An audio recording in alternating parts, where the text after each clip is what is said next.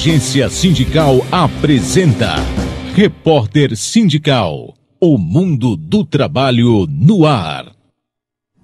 Muito bem, começa mais um Repórter Sindical, o mundo do trabalho no ar. Hoje o segundo programa da série Sindicalismo e Formação. O primeiro programa foi aberto pelo José Pereira dos Santos, reeleito agora no Congresso da Força Sindical, dia 12 e 13 de junho, na Praia Grande, reeleito secretário nacional de formação sindical da Força Sindical. Pereira fez um belo programa, contou como é que foi formada a secretaria, dos cursos que são feitos, das dificuldades que são inerentes à formação sindical, mas dando uma perspectiva positiva da ação dentro da Força. Hoje nós vamos falar da formação dentro da UGT, União Geral dos Trabalhadores. A UGT, que, segundo consta, já é provavelmente a segunda central brasileira em número de sindicatos filiados. O GT que fará 10 anos, se não me engano, agora é 19 de outubro. Eu até me encontrei com o Ricardo Patá domingo, que é meu vizinho. Falei, Patá, caramba, já faz 10 anos que eu estava lá no AMB, cobrindo aquele evento da UGT. A gente pensa que foram 3 ou 4 anos e vai ver que já foram 10 anos. Então, hoje nós vamos falar um pouco sobre a UGT e a formação. Quem é que vai conversar com a gente durante uma hora? O Erledes Elias da Silveira. Erledes Elias da Silveira, coordenador da Secretaria de Organização e Políticas Sindicais da UGT, mestre em Educação, formador na área política sindical, credenciado pela Confederação Mundial del Trabajo, CMT, e Central Latino-Americana, a CLAT. Eu conheci a CLAT, a Cátio Laerte, o povo da CLAT, Flateveco, etc. Conheci muito esse povo nos anos 80 e 90, né? Agora não sei como é que está o formato dessas entidades, que agora tem a CSA, Central Sindical das Américas. E eu posso dizer pelo Patá, pelo Ricardo Patá, presidente da UGT, que ele é muito focado na questão da formação. Patá é um homem, tem um padrão cultural alto, né? Um sujeito que lê muito e etc., procura se instruir, foi advogado de formação, foi juiz, né? Atuou como juiz no tribunal aqui da 2ª Região, administrador de empresas, gosta de lei, de cultura e, portanto, valoriza a formação. Mas vamos falar com quem tem experiência de fazer os cursos. Vou te chamar de professor, Erledes. Professor, a UGT tem uma política continuada de formação ou isso é uma coisa que ainda está se encaminhando? Não, sem dúvida. A UGT, que ela é dividida em várias, não dividida, várias secretarias, né, formada por várias secretarias. Uma das secretarias é da formação sindical e a secretaria da qual eu pertenço, que sou coordenador, cujo secretário é Chiquinho Pereira, é a Secretaria de Organização e Políticas Sindicais. Entendendo que para a implementação das políticas sindicais nós dependemos de formação, dependemos de palestras, de cursos, de ciclos de debates, e como eu sou um desses formadores, credenciado, como você bem disse, pela então CMT e então CLAT, que hoje é CSI e CSA, né, com a unificação das grandes centrais, eu acabei assumindo na UGT esse papel de formador. Certo. Hoje a nossa Secretaria de Formação está formando uma nova equipe, mas num processo ainda de formação. Então quem tem aplicado ainda atualmente, já vem desde da fundação da UGT, tem sido eu que tenho feito esse trabalho. Juntamente com outros companheiros, Eduardo Rocha, que faz uma outra palestra, também o companheiro Nolasso, que faz outra palestra, mas a formação, de modo geral, ela é praticada por mim mesmo. Bacana. Parabenizo, saúdo os que difundem o conhecimento. O conhecimento liberta, o conhecimento organiza as cabeças, o conhecimento é poder político. Então nós temos que trabalhar para difundir o conhecimento e fazer a formação procurando dar um enfoque do nosso interesse de classe, porque nós somos trabalhadores e nós temos os nossos interesses específicos que muitas vezes bate de frente com os interesses da classe dominante. Temos a Ariane Soares, jornalista da Agência Sindical, que nos acompanha em todos os programas. Ariane, muitíssimo obrigado pela sua presença e você encaminhará aqui as perguntas, intervenções, questionamentos, participações. Tudo bem, Ariane? Tudo bem, João Franzinho. Boa noite a você, boa noite, Erledes. Boa noite. Boa noite a você também, internauta que nos acompanha. Aos que já enviaram suas perguntas, eu agradeço pela participação. Mas você que está nos assistindo também pode enviar sua pergunta, sua dúvida. Durante o programa a gente abre bastante espaço para o diálogo. Então, alguns meios são fáceis, aí alguns meios você pode enviar essas perguntas pelo WhatsApp 9 942709363, vou repetir, 942709363. Você pode enviar também pelo e-mail, se preferir, tv@agenciasindical.com.br, e temos também a participação pelo Facebook, tem o Facebook da Agência Sindical, Facebook/Agência Sindical, ou também pelo Facebook do João Franzin. Você manda lá a sua pergunta e participa aqui com a gente do programa. Professor, eu acho que tenho 3 grandes professores no mundo sindical, com quem eu tenho a alegria de conviver quase cotidianamente. Um é o Magre, Antônio Rogério Magre. Gosto demais do Magre. Outro é o Sérgio Gomes, o Serjão da Alboré. E o outro é o João Guilherme Vargas Neto, a meu ver, a mais preparada cabeça política, de análise política do Brasil. É raro o dia da minha vida em que eu não falo com o João Guilherme e aprendo muitíssimamente com ele. Senhor, na sua vida, quem é que foi ou é a tua referência? Não, sem dúvida, tem os mais contemporâneos, né, os mais antigos, mas... Aquele barbudo alemão também foi ou não? O Karl Marx, evidentemente, que a gente estudou muito Karl Marx, não só ele, Engels e tantos outros, Lenin e os grandes filósofos, né? Mas é claro que mais contemporâneo, o João Guilherme tem um bom relacionamento com ele, já tive a oportunidade de estar com ele, acho que não deixa de ser uma referência. O Serjão já conheço ele de muito tempo, atualmente não tem muito relacionamento, mas acho que é um grande camarada também. Mas eu tive alguns companheiros no Banco do Estado de São Paulo, onde eu trabalhei por 30 anos, fui até diretor lá eleito. Banespa, isso. Glorioso Banespa, que tanto serviço prestou ao povo de São Paulo. E que agora está na mão do Santander, né, explorando o povo brasileiro e particularmente o Estado de São Paulo, o povo do Estado de São Paulo. Né. Pois é. Explorando com os grandes juros, né, claro, altíssimos juros, a dificuldade, quantos pessoas, clientes do banco nós encontramos hoje que reclamam da falta desse Banco do Estado, que foi tão importante. Então nós tivemos ali uma experiência muito rica de negociação coletiva, onde tive a oportunidade de participar de mais de 15 anos das negociações coletivas, e ali tinha um companheiro que é de Marília, que foi presidente do Sindicato de Marília, o Vando. Esse Vando eu aprendi muito com ele. É uma pessoa, um grande negociador. Ele não era um grande formador, mas ele tinha um conhecimento muito grande do movimento sindical, então foi uma pessoa que eu aprendi muito com ele, saber como comportar na frente da classe do patronal, como deveria ser suas atitudes e tal, e o conhecimento muito grande da formação, da importância da formação, da preparação, da formação que nós chamamos de político, sindical e social, mas de uma formação ideológica, de um entendimento do que nós queremos da vida, qual que é o nosso compromisso com essa sociedade, que transformações queremos fazer da sociedade. O senhor acha que a formação, desculpa te interromper, então, sim, é passar informações ou ajudar a formar uma visão de mundo? Não, é muito mais do que passar informação. Né? A informação é um instrumento que você pode utilizar para a busca do conhecimento, não é verdade? Mas o conhecimento vai muito mais além. Você tem que estudar a filosofia. Filosofia é essa disciplina fundamental na formação do cidadão e que, infelizmente, a primeira ditadura tira essa disciplina das escolas. Ela volta.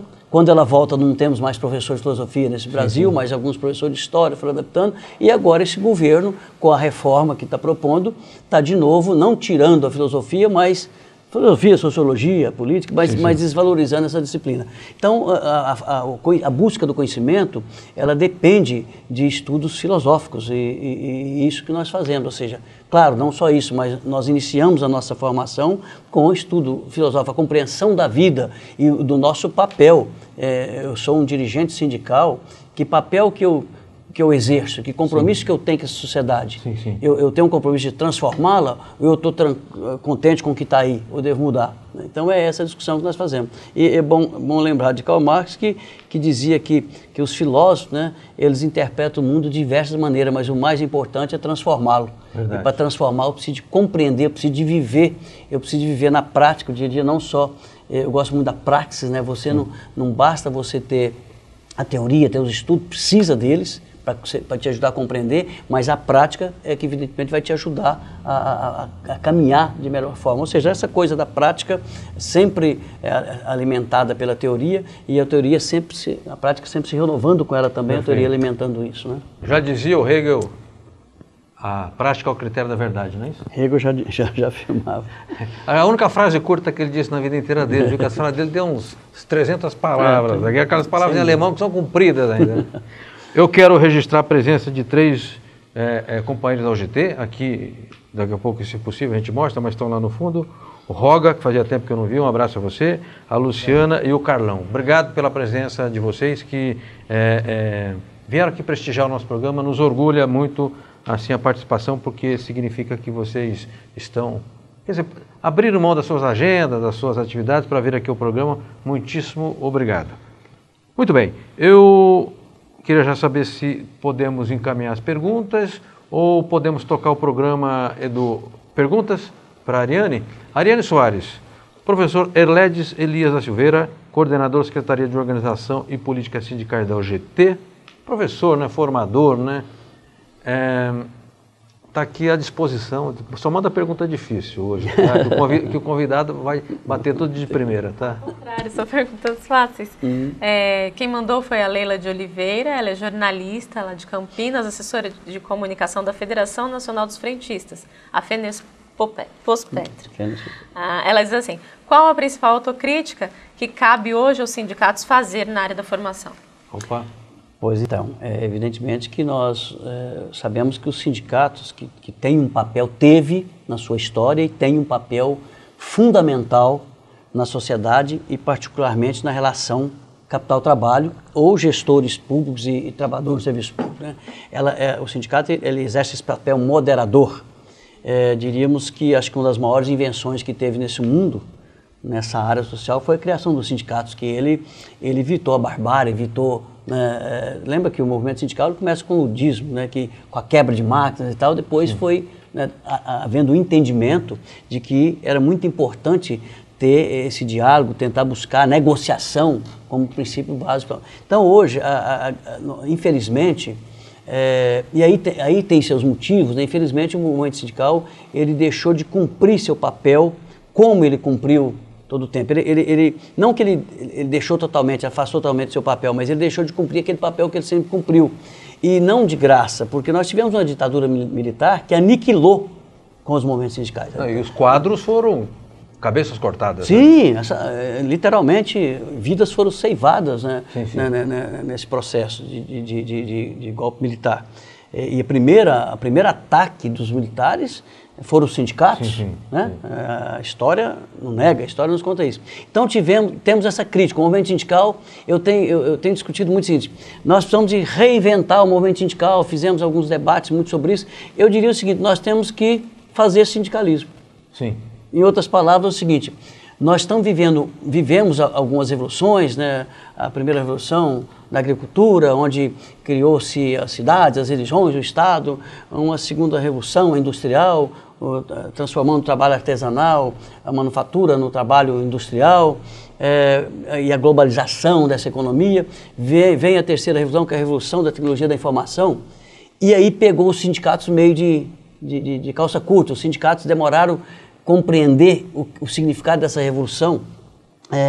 Junto com isso, né, a globalização e a doutrina neoliberal, sim, que tem um papel muito claro, que é a sustentação do capitalismo a todo custo, e o movimento sindical demorou muito a compreender isso. E agora, não bastasse tudo isso, vem a quarta revolução, que é a inteligência artificial, que é muito mais complexa do que tudo que nós temos aqui hoje. Perfeito. Então o movimento sindical não está tendo que se reinventar, mas está tendo que estudar, compreender, sim, todo esse mundo, e aí passa um pouco pela a nossa formação, sim, que nós fazemos um resgate da história do movimento sindical, mesmo que rapidamente, para fazer um resgate, é preciso a nossa identidade, nós vamos conhecê-la a partir do momento que nós conhecemos a nossa história, sim, sim, na verdade. Então o movimento sindical precisa de conhecer a sua história, nós fazemos esse resgate na nossa formação, depois trabalhamos sobre o meu compromisso político e ideológico. O sindicalista ele tem que ter esse compromisso. Infelizmente, nem todos os nossos sindicalistas têm essa compreensão da importância de compromisso político e ideológico. Sim. Eu tenho que saber que sociedade eu quero construir. Sim, sim. Se eu não soubesse, eu vou construir o quê? qualquer coisa serve se eu não sei o que eu quero construir. Então nós temos trabalhado isso, e o problema, talvez, a crítica que se faz no movimento sindical é essa crítica. O movimento sindical, ele deixou de fazer o sindicalismo como deve fazer. Em outras palavras, nós falávamos, o sindicalista tem que fazer a luta no chão de fábrica. Bom, isso no passado, o operariado, hoje o sindicalismo tem que estar presente nessa tecnologia toda, muito trabalho é feito em casa, né? A terceirização, que é difícil o controle disso. Então, assim, o movimento sindical tem que compreender tudo isso, não é coisa fácil, é uma coisa muito difícil, para então ele voltar a atuar devidamente. Então, é uma crítica, realmente uma crítica que temos que fazer, uma autocrítica que temos que fazer, mas nós temos que superar isso e acreditamos nessa superação. Obrigado, um beijo a Leila, companheira, valorosa companheira, e uma pessoa extraordinariamente agradável de conviver, sempre muito bem-humorada, profissional, dedicada, bacana. Obrigado pela sua participação. E uma ótima pergunta, não é verdade? Exato, a pergunta é pergunta inteligente, né? Todas as perguntas são inteligentes, mas essa é especialmente inteligente. Eu queria dizer que há duas, dentro desse desafio que o professor Herledes Elias da Silveira, nosso convidado hoje, na segunda série Sindicalismo e Formação, dentro da abordagem dele, duas coisas são fundamentais: o conhecimento e o compromisso. Que é o conhecimento a serviço de quê e a serviço de quem? É o teu compromisso que vai dizer a serviço de quem estará o seu conhecimento.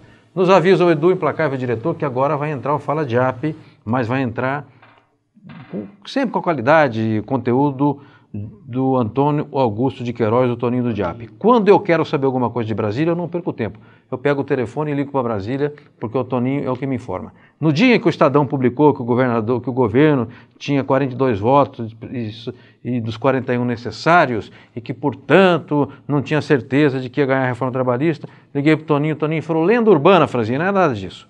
O governo é uma formalidade, quem está dando as cartas é o mercado, e o mercado já definiu, vai bancar a candidatura do fulano, do ciclano, do beltrano, as emendas já saíram conforme o mercado quer que saia, então nós não vamos ganhar isso não temos chance não. Nós vamos ter no máximo 30 votos, e tivemos 26 votos. Então, Toninho, dá gosto de falar com quem sabe, mas não fica alardeando, não é cabotino não, é profissional, é responsável, é centrado naquilo que faz. Vamos ao Toninho, voltamos já já com o nosso programa.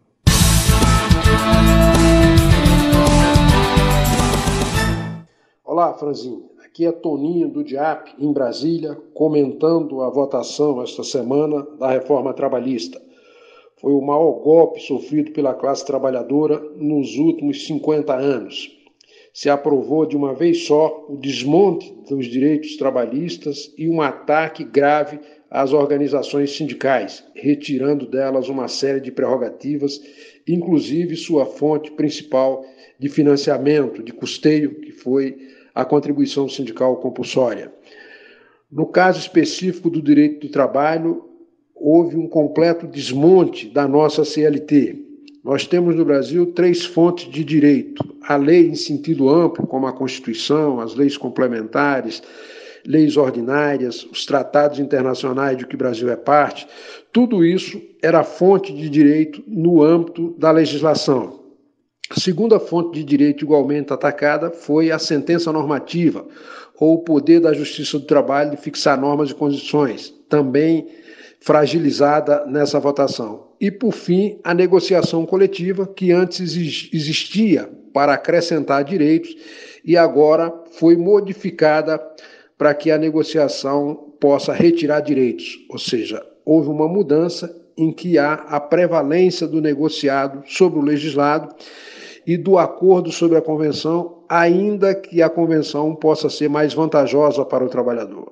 Então, o retrocesso é generalizado, é um atraso monumental, é um retorno ao século XIX em relação à proteção social.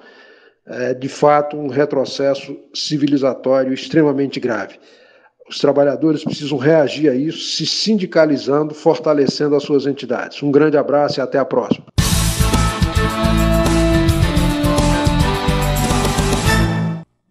Muito obrigado, Toninho. Um forte abraço, abraço ao Verlaine, um abraço a todos os companheiros que compõem o valoroso Diap. O Diap é uma instituição muito pequena na sua estrutura, é muito leve, mas é de extrema utilidade para o sindicalismo brasileiro, para os trabalhadores brasileiros, para a democracia brasileira, o DIAP é indispensável. Outro órgão importantíssimo para os trabalhadores é o DIEESE. Eu falei hoje pela manhã com o Clemente Gans, que me disse o seguinte, provavelmente, não, tá certo, mas de repente pode ser mudado por causa da agenda doida do país. Dia 27/7, o DIEESE pretende retomar em caráter extra as jornadas do DIEESE. Desta vez, uma jornada sobre o pós-reforma trabalhista.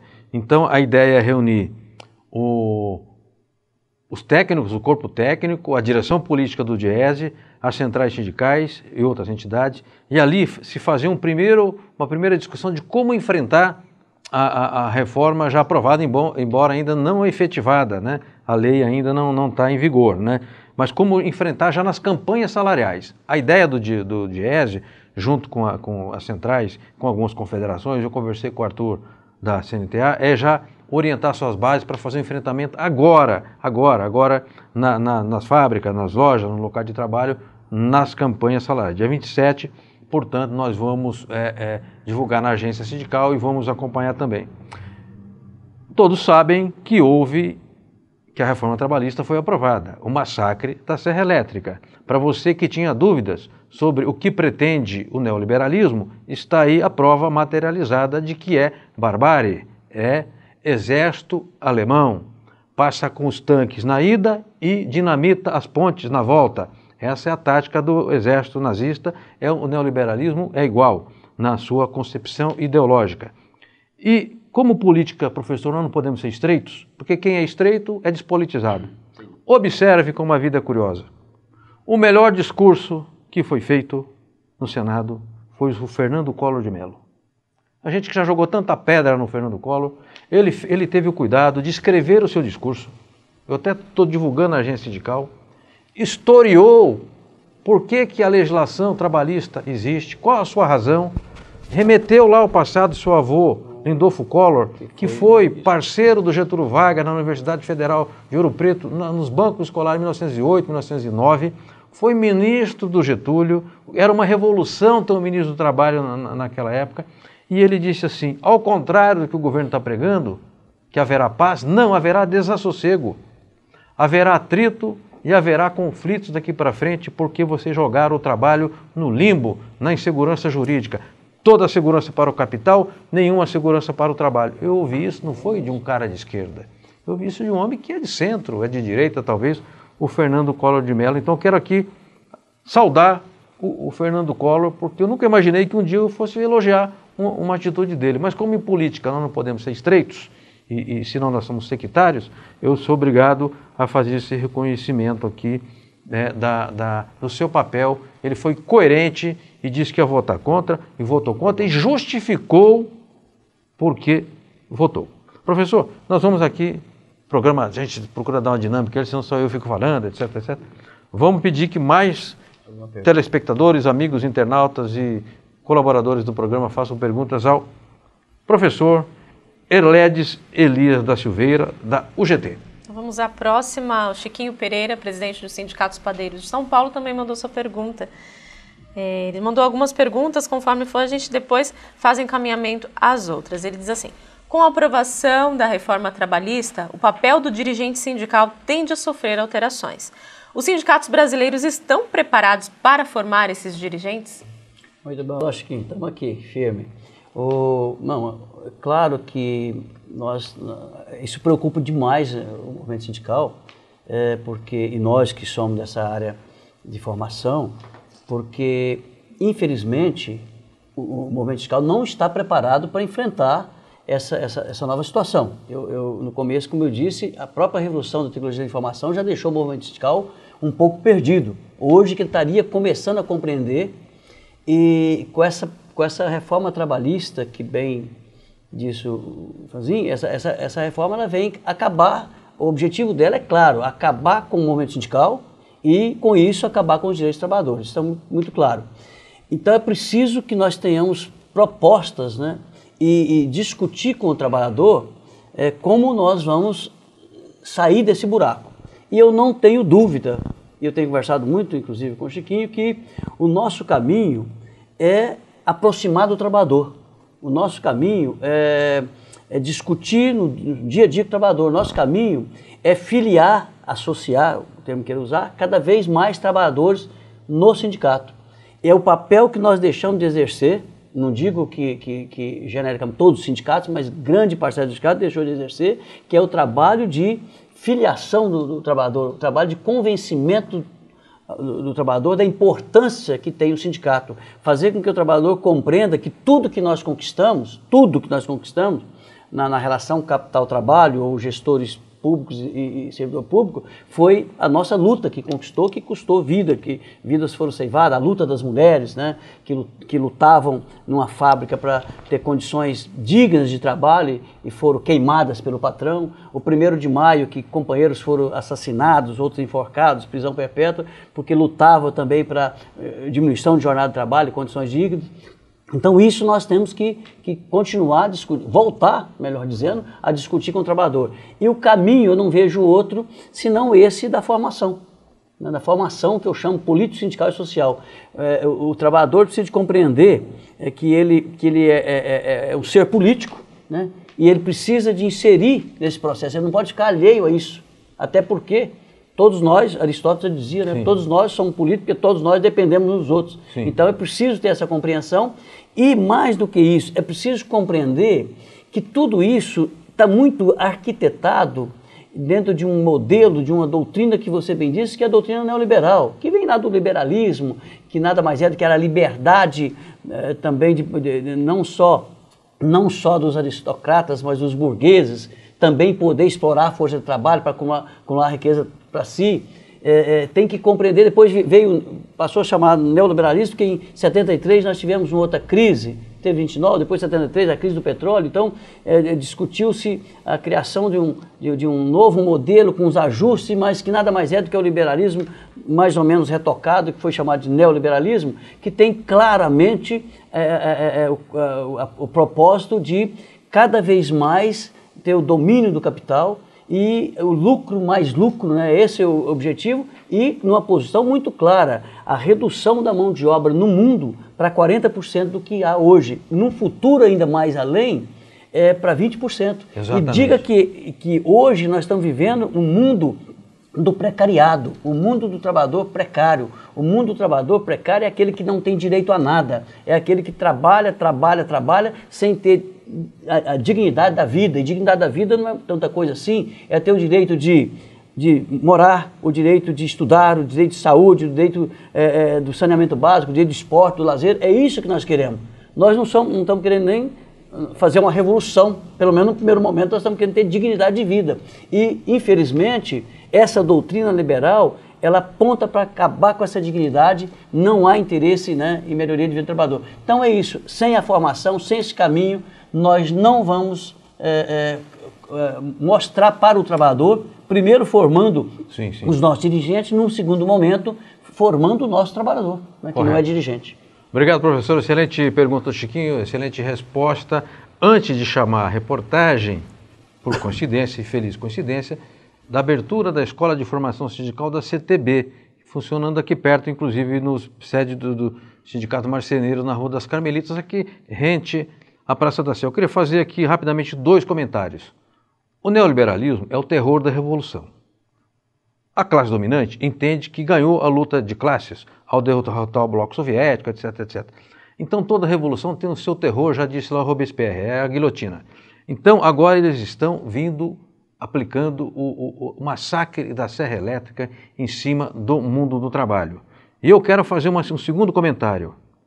Eu não entendo como certos dirigentes, amigos nossos, acreditam na lenda urbana de que a elite é confiável para negociar, que a classe dominante é confiável para negociar. Não é confiável. Agora mesmo o Jucá, aquele que disse, temos de parar com esta sangria.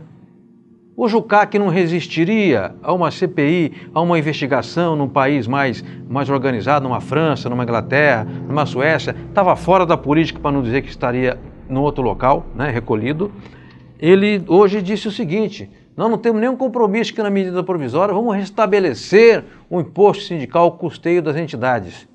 Então, eu nunca acreditei na lenda urbana de que a MP iria restabelecer o custeio do sindicato. Por quê? Porque não tem lógica. Se eu quero atacar o sistema produtivo nacional, desorganizar aquilo que é produção nacional, eu preciso desorganizar também o seu subsistema, que é o movimento sindical. O movimento sindical, ora legitima o sistema, ora questiona o sistema. Então, se eu desorganizo o sistema maior, eu preciso desorganizar o menor. Por que eu lhe daria recursos e por que eu lhe daria custeio? Não tem lógica. E a lógica provou que se impôs agora quando o Jucá cinicamente disse, não, dane-se, não tem nada de custeio aqui não combinamos isso com ninguém. Reportagem sobre a Escola de Formação Sindical da CTB, vamos lá? A Central dos Trabalhadores e Trabalhadoras do Brasil promoveu na quarta-feira, dia 5, a aula inaugural de sua recém-criada Escola Nacional de Formação.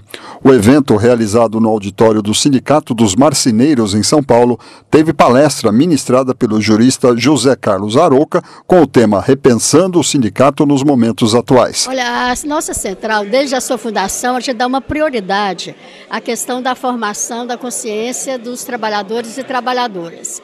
E essa inauguração de hoje é um salto de qualidade que nós estamos dando no nosso projeto de formação, porque com essa escola nós queremos aprofundar todos os temas inerentes à classe trabalhadora. Eu escrevi um livro que dei esse nome, Repensando o Sindicato. E o segundo foi o Sindicato no Mundo Globalizado. Então eu entendi o seguinte, que era preciso repensar o sindicato para compreendê-lo nesse novo mundo. Posteriormente eu escrevi o meu curso de Direito Sindical. Foi um atrevimento, né? Eu não sou professor. Então foi que eu quis transmitir para os trabalhadores, principalmente, a minha experiência de 50 anos de advogado trabalhista, exclusivamente de trabalhador e de sindicatos. Então depois, meu último livro foi a Organização Sindical no Brasil, passado, presente, futuro, futuro como uma interrogação. Então eu estou tentando ainda compreender um modelo de sindicato, que naturalmente não é esse que nós temos, mas muito menos o que querem agora nos impingir.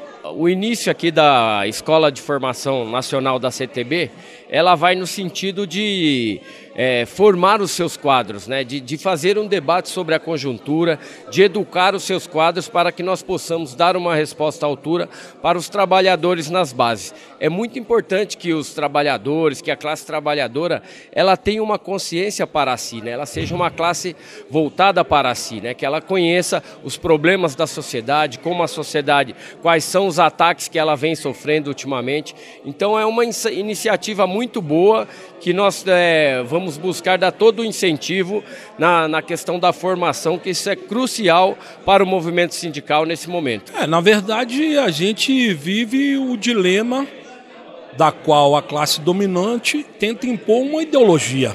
A gente percebe nitidamente que aquilo que se escuta a partir dos veículos oficiais garante o predomínio da informação a partir dos interesses da burguesia, dos grandes empresários. Portanto, o trabalhador, de um modo geral, ele é excluído, ele é marginalizado. Eu não diria assim que faltou consciência. Na verdade é que o trabalhador ele também está sendo embriagado por uma informação distorcida, que não corresponde à veracidade dos fatos.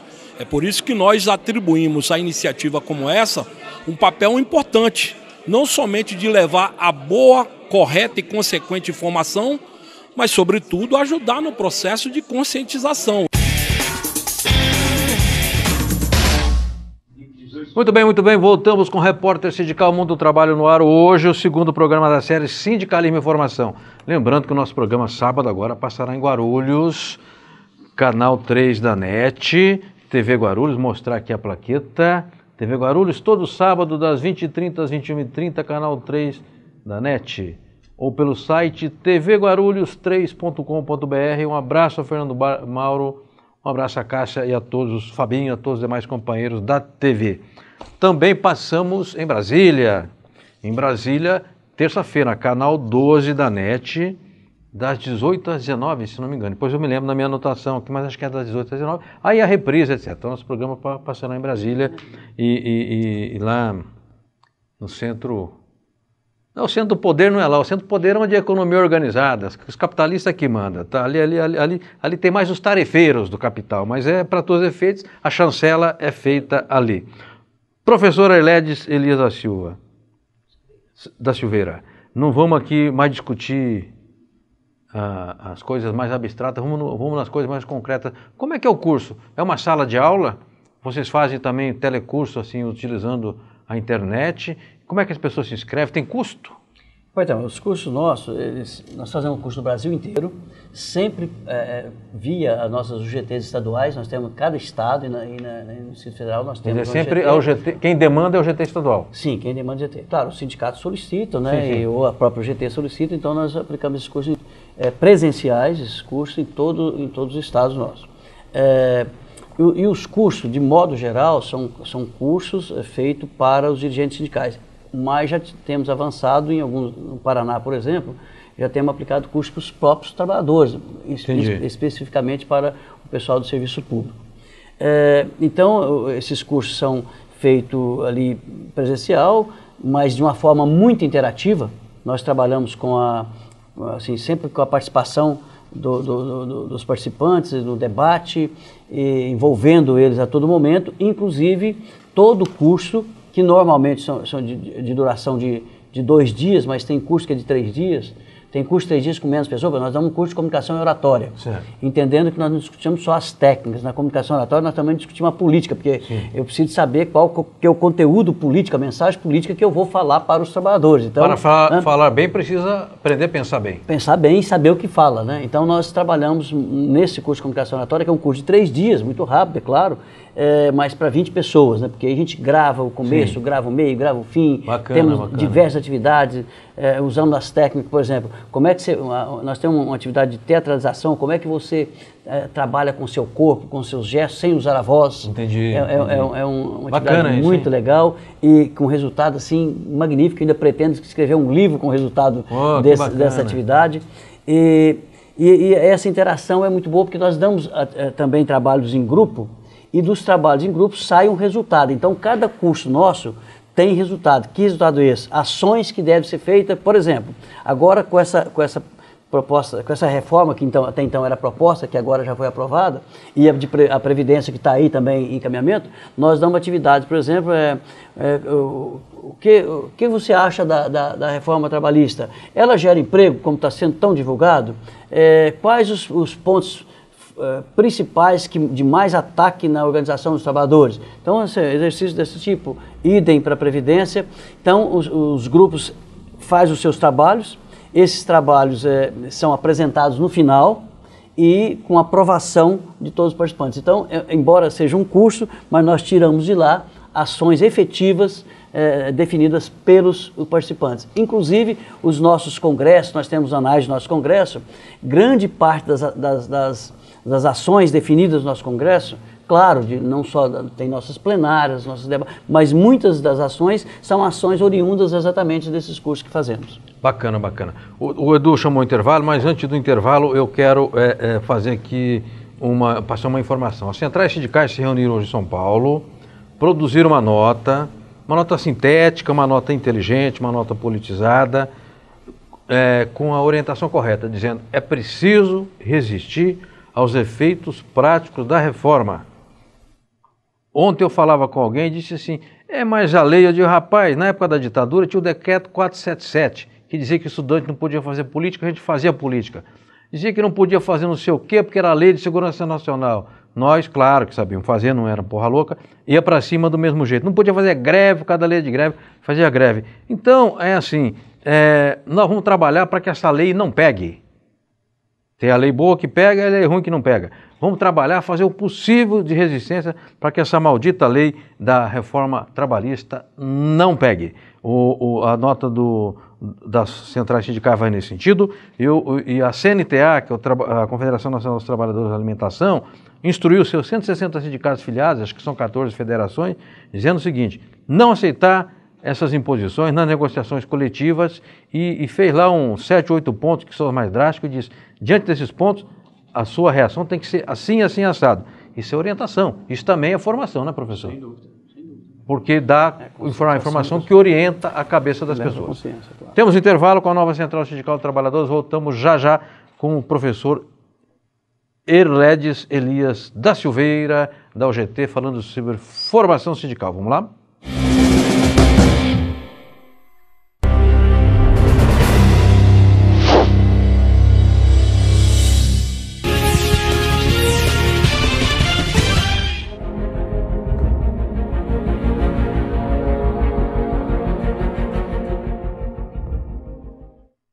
Nós estamos dando um novo passo para fortalecer o movimento sindical brasileiro.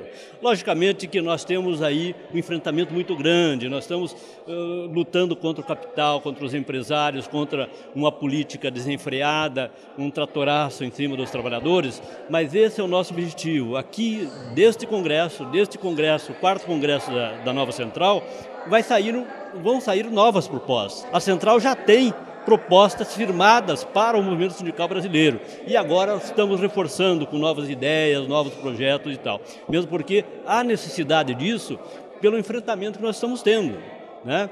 Nem a CLT veio de graça. Quando a CLT foi instituída pelo presidente Vargas, foi na luta dos trabalhadores contra as ações que vinham do governo e contra o capitalismo. E hoje nós temos que fazer da mesma forma. A CLT veio no momento em que o governo queria trazer os trabalhadores para junto dele. E agora está no momento. Ou o governo leva a classe trabalhadora para o lado dele, ou ele sai de perto dos trabalhadores definitivamente.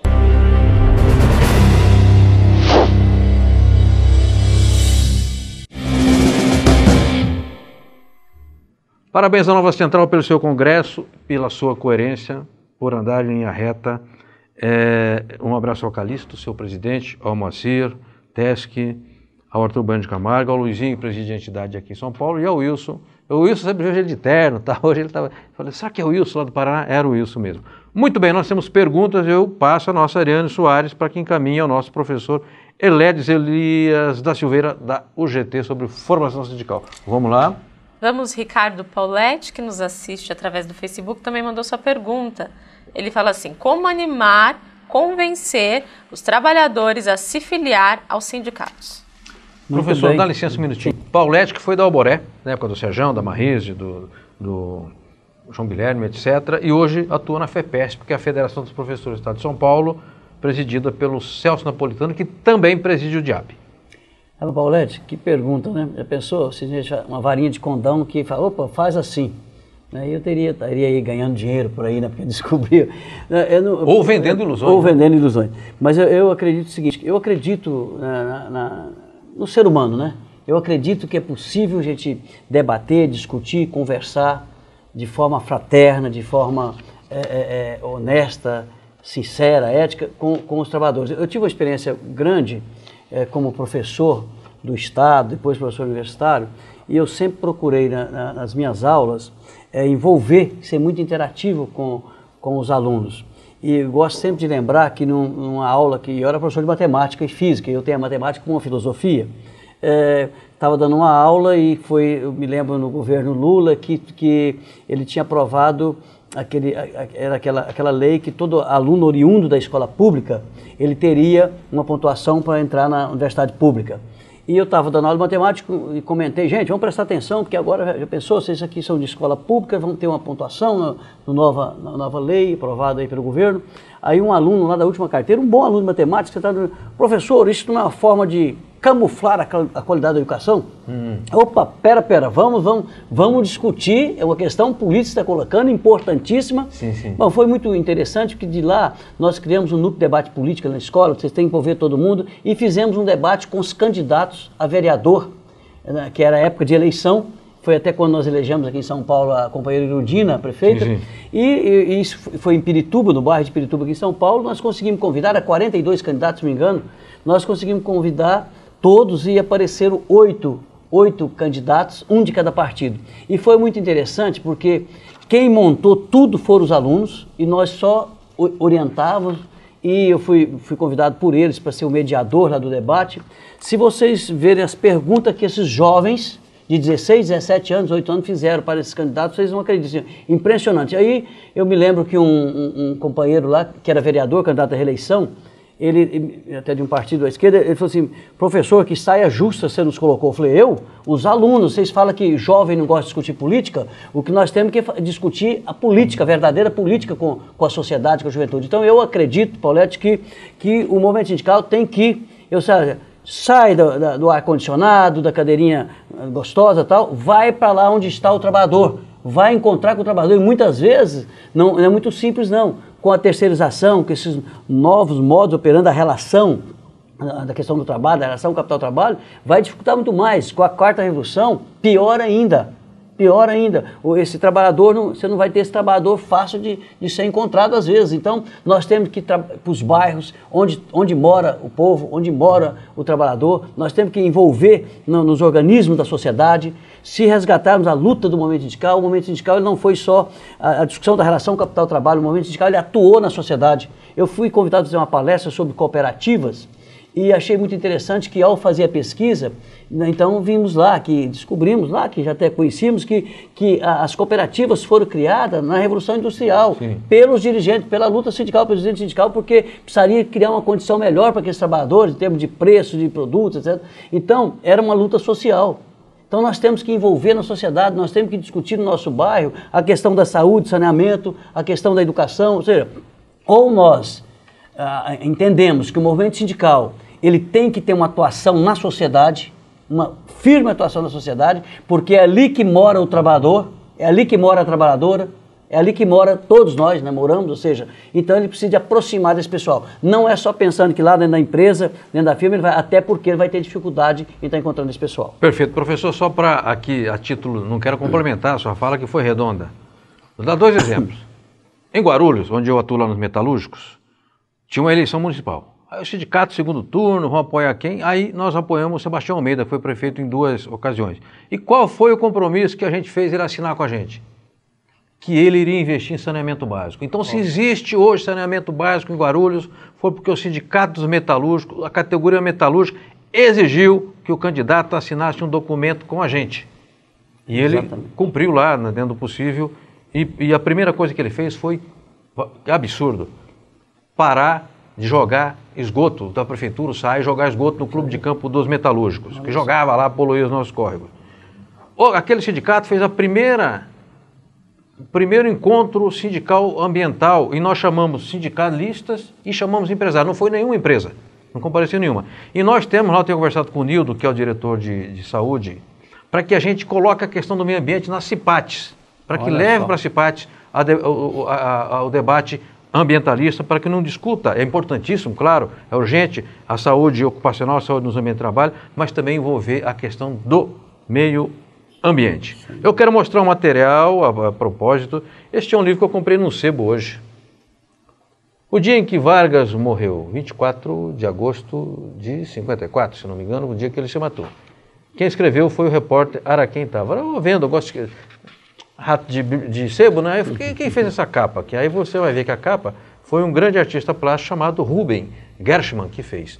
E eu falo do Getúlio, sabe por quê? Porque todo o esforço dessa corja, dessa elite, é para destruir o legado do Getúlio. O Getúlio inventou o Brasil moderno, o Getúlio inventou a indústria brasileira, o Getúlio inventou o aparato de Estado brasileiro. Não havia o Estado brasileiro, era qualquer coisa, era um ajuntamento. O Getúlio é que deu um formato para o Estado, fez a legislação trabalhista, é claro que reconheceu o movimento sindical. Reconheceu o movimento sindical, a legislação do trabalho e a CLT. Então, o Paulete fez uma pergunta, é assim, sabe onde está a nossa força? A nossa força não está nos engravatados, não está nessa gente que fala empolado, nessa gente, senador que ganha R$33 mil, 736 por mês, auxílio moradia 5.500, sem limite de gasto de saúde para os seus e para os seus dependentes. A nossa força, movimento sindical, está no povo que acorda cedo e que dorme tarde, que mora lá longe nas quebradas. É com esse que nós temos que conversar, ter um tete a tete, ter diálogo e ouvir e aprender a ouvir esse povo. Porque dizia o professor Paulo Freire, quem quiser ensinar o povo tem primeiro que aprender com o povo. Professor, me dá licença, estou falando demais hoje, é que eu tô puto com essa reforma trabalhista dessa corja aí. Nós temos no momento o arquivo sindical, o Edu me mostra, mas deixa eu ver aqui de perto, o ministro... quando o Aldo Rebelo esteve no EasyTech dos engenheiros fazendo a aula inaugural de abertura daquela importante escola de engenharia. Vamos lá? Arquivo Sindical. A história vivida do sindicalismo brasileiro. Uma aula diferente. Professor, o ministro da Ciência, Tecnologia e Inovação, Aldo Rebelo. O curso, inédito no país, graduação em Engenharia de Inovação.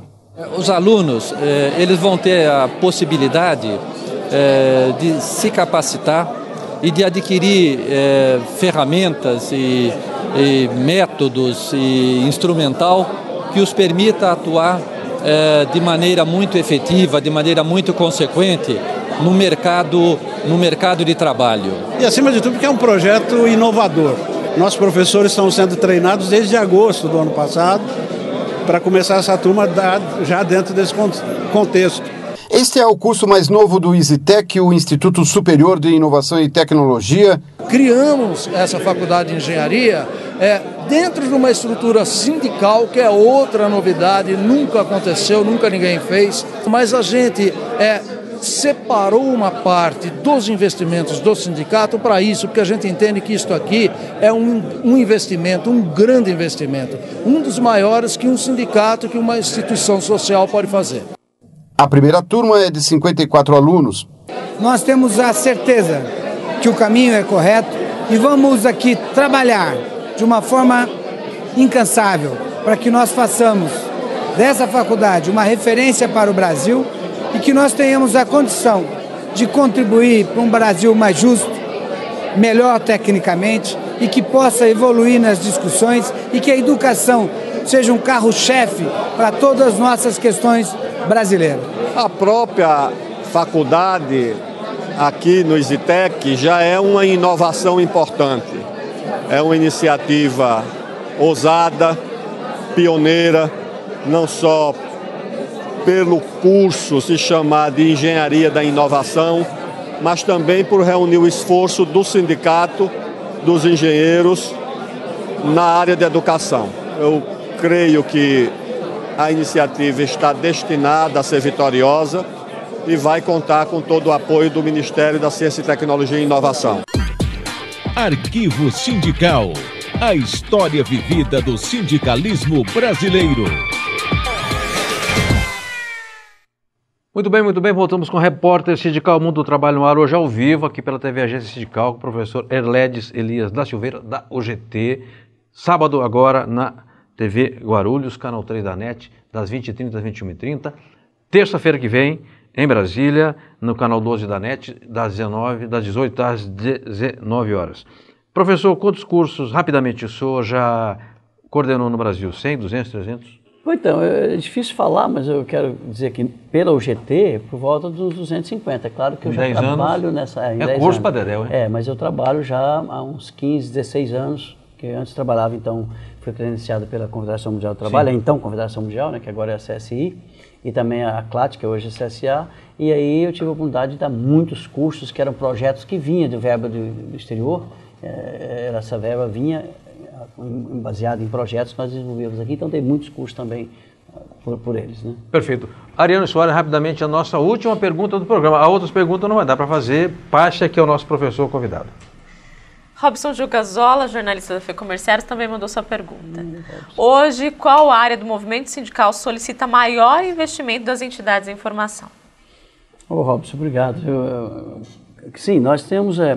claro que, de modo geral, todo mundo quer curso. É interessante, que tem um custo. O custo nosso, para a UGT, ela não cobra os custos, porque eu trabalho para a UGT para isso, e também o pessoal da formação também trabalha lá, não vai cobrar, mas tem um custo, custo é deslocamento pessoal, estadia desse pessoal, alimentação e tal. E, evidentemente, que todas as nossas entidades sindicais têm uma dificuldade de verba, né? mesmo com o imposto sindical, com a contribuição sindical. Agora, tirando é que vai realmente dificultar muito mais. Mas diversas áreas, nós trabalhamos muito, por exemplo, com bem variado. Por exemplo, eu trabalho muito no Rio de Janeiro com diversas categorias da construção civil, comerciário. No Paraná trabalhamos também com diversas categorias e particularmente com o pessoal do serviço público, que tem uma sede grande e está se preparando. Nos outros estados aí, que trabalham de norte a sul, diversas áreas. De modo geral, não tem uma área específica que procura mais curso. De modo geral, as nossas categorias, todas elas têm uma sede muito grande de buscar o conhecimento. E é impressionante assim, como a gente monta os cursos, as pessoas estão presentes do começo ao fim do curso, não é aquela coisa de ir, não ficar, fica, participa, quer aprender, quer novos cursos. Então, eu diria, Robson, que não tem uma categoria específica que quer coisa. É muito diversificado, acho que as nossas diversas categorias da UGT, a maioria delas é da área de serviço, todas essas categorias com muita vontade de buscar o conhecimento. Professor, agora eu pergunto rapidamente. Erledes Elias da Silveira, os jovens se interessam?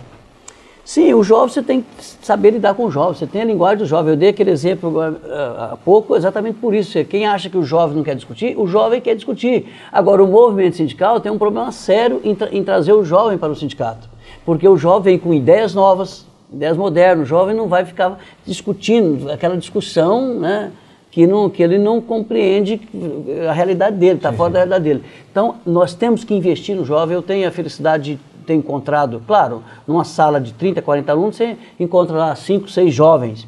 E eu elogio muito, fortaleço, falo da importância deles estar participando.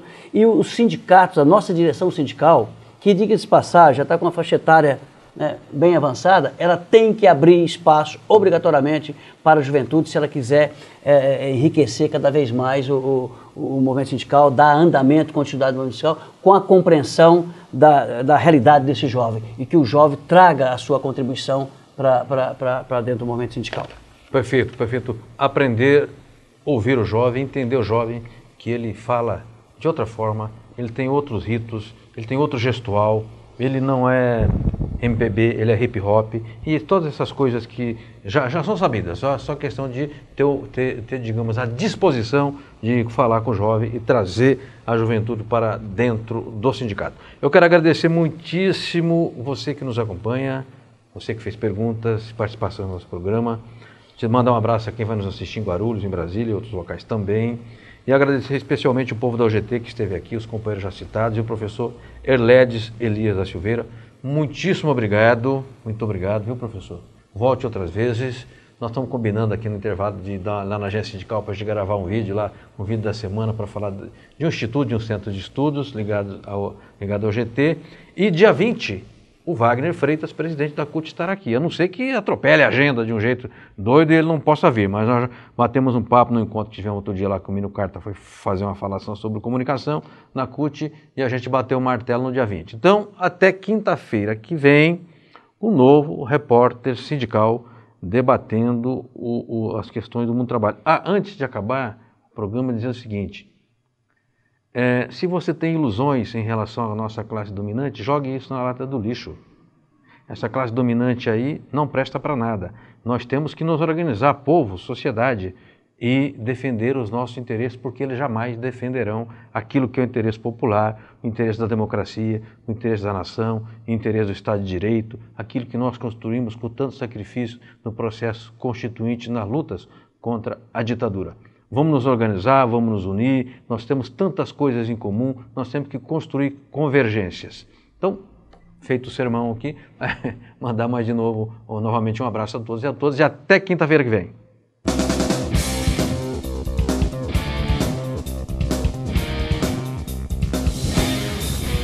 A Agência Sindical apresentou Repórter Sindical, o mundo do trabalho no ar.